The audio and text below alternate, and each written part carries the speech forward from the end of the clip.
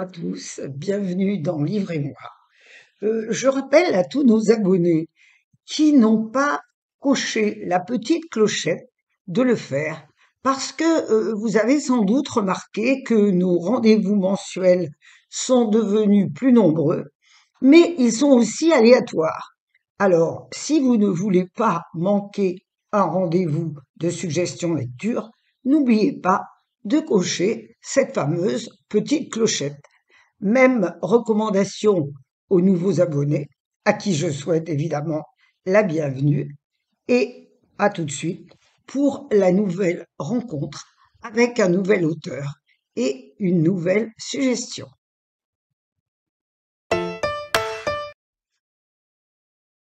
Stéphane Carlier est un écrivain français au patronyme célèbre qui, après des études Cagne, Hippocagne et une maîtrise d'histoire, est parti 10 ans aux États-Unis, affecté au ministère des Affaires étrangères.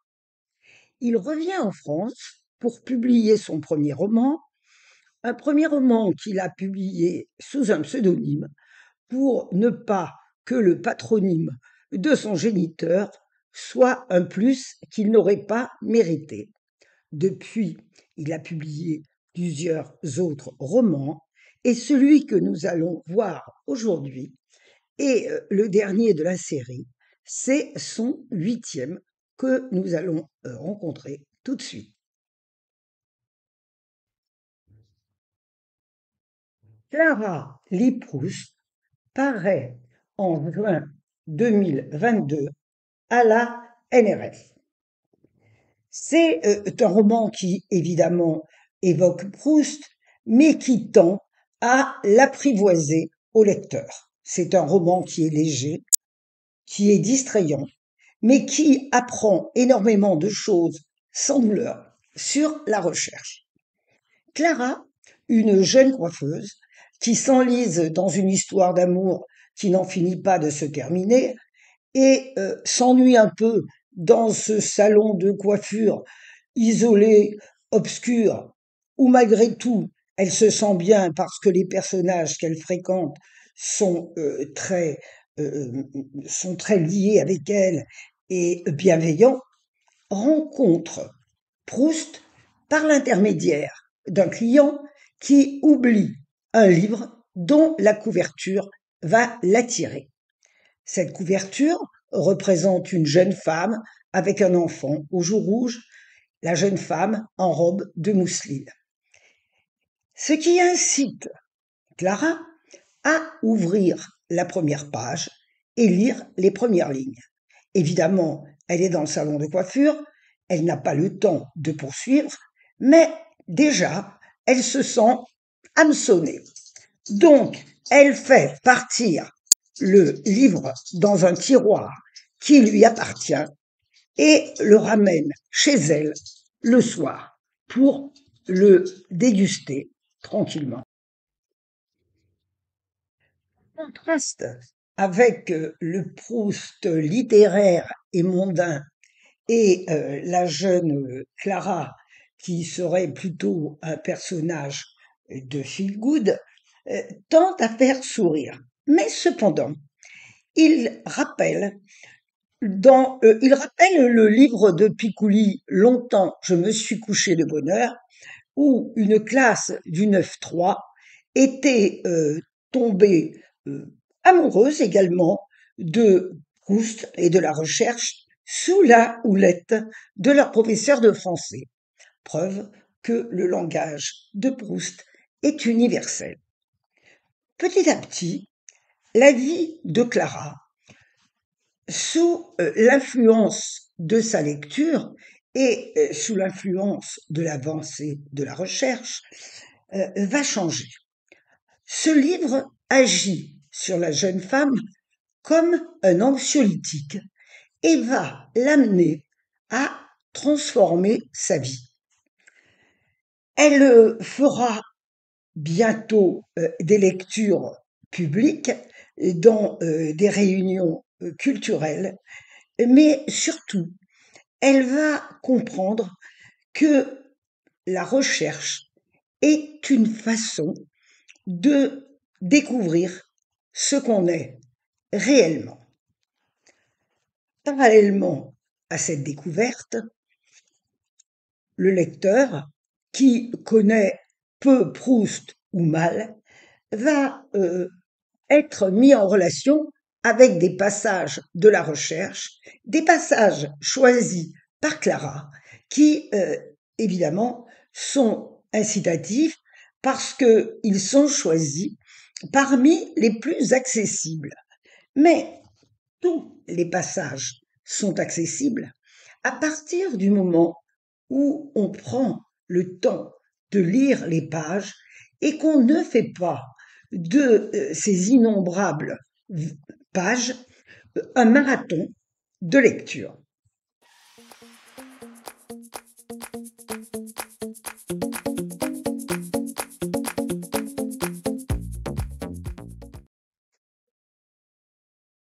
Je vous propose de rencontrer l'histoire d'amour de Marcel et Clara au moment où, ayant découvert les premières pages et ayant été séduite par quelques phrases, Clara s'est accrochée à ce livre au point d'en oublier les choses de la vie courante. Elle est dans le bus, elle vient de louper sa station parce qu'elle est tombée sur un passage qui a fait naître d'énormes résonances en elle. Je vous propose de le découvrir. Elle a loupé sa station de bus. C'est la première fois que ça lui arrive. Elle est descendue à Delattre de Tassigny au lieu de Libération. Le bus, dans l'autre sens, ne passait que 13 minutes plus tard. Elle a fait le trajet à pied et est arrivée en retard au salon. Toute la nuit, elle a rêvé d'un grelot suspendu à une porte de jardin, du froissement d'une robe en mousseline dans un escalier, de clochers sonnant dans le silence du soir. Elle se promenait dans un village à la tombée du jour. Elle avait dans la main un mot qui se volatilisait au moment de le remettre. Dans le bus, elle a repris sa lecture sans savoir si aller lire un passage si prenant qui l'a empêché d'entendre la voix enregistrée annoncer la première fois sur un ton légèrement plus interrogatif que la seconde. Libération! Libération! Marcel, devenu adulte, boit une gorgée de tisane au tilleul, dans laquelle il vient de tremper une madeleine. Et quelque chose d'extraordinaire monte en lui, reprend vie. Toutes les fleurs de notre jardin et celles du parc de Monsieur Swann, et les nymphéas de la Vivonne, et les bonnes gens du village, et leurs petits logis, et l'église, et tout, Combray et ses environs, tout cela qui prend forme et solidité, est sorti, ville et jardin, de ma tasse de thé. Le passage est si puissant qu'elle l'a relu pour en éprouver à nouveau la saveur comme Marcel a repris du thé pour renouveler la sensation du souvenir. C'est tellement vrai, tellement ça.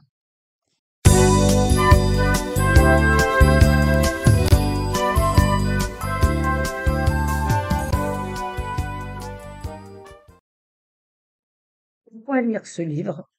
Eh bien, parce que Proust est un monument incontournable de la littérature, que ce livre est très accessible pour ceux qui sont désireux de le connaître.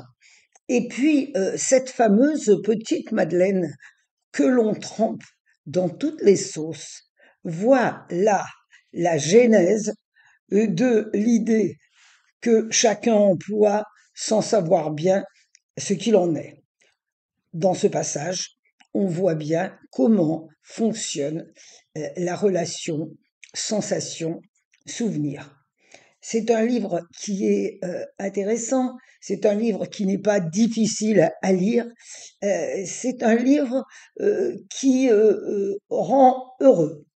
Et lorsque on referme la page, puisque vous la refermerez sans doute, eh bien, notre héroïne a transformé sa vie grâce à sa lecture de la recherche. Je ne pense pas que cela transforme radicalement la vôtre, mais sait-on jamais. En tout cas, c'est un bonheur de lecture que je vous souhaite. La recherche est terminée. Je vous conseille de laisser la page ouverte, bien sûr, comme d'habitude, mais en tout cas, je suis sûre que vous saurez en tirer la substantifique moelle. Je vous dis à très bientôt. N'oubliez pas de clocher, de sonner, oh là là, de cocher la petite clochette de façon d'être au courant de la dernière prochaine proposition, un vendredi, comme d'habitude. Portez-vous bien, à très bientôt.